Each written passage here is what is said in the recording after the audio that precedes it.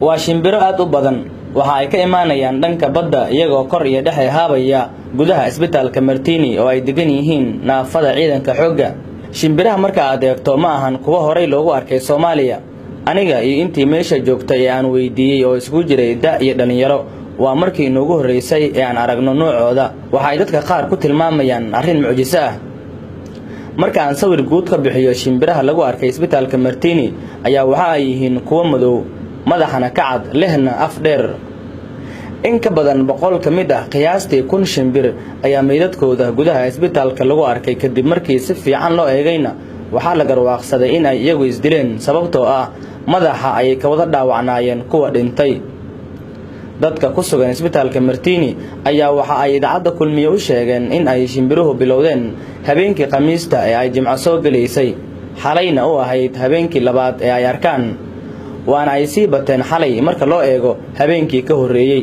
sidoo kale xilliyada maalintii ah ayaan la arkaynin sida lagu waramayo. aniga waxa la yiraahdaa Cabdullaahi Faarax Suuriye waxaan ka mid ahaa naafada halkan degan waxa taala meeshan amuur Ilaahay xaq ka timid waxa yaala shimbiro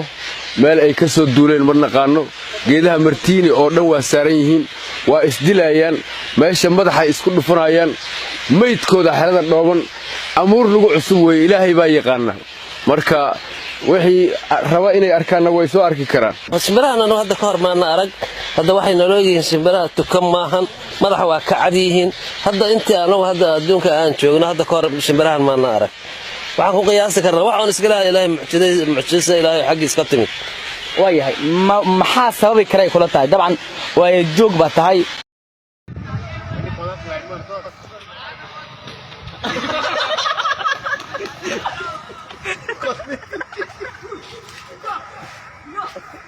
direct उधर कड़ा था बस मस्जिदी दिखा आपल्या बहुत राज्य बोई दिखा दल बोई अबे दात के दात के तो बीवत भी गिरे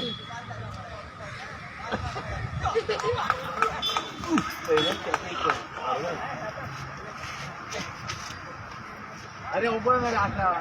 मेकिंग चली नहीं होगा कि नहीं बोलता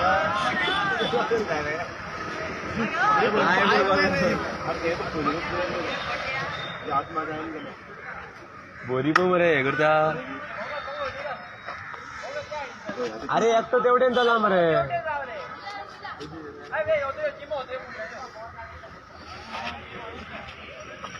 बोरी होता हे इथले भिता की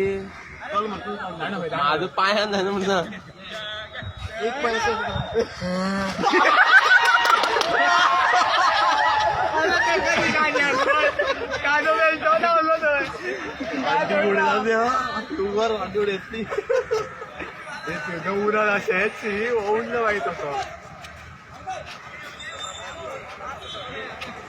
अरे पंकज दाणव घ्या माय होईत ती उगी रे खेळून ती का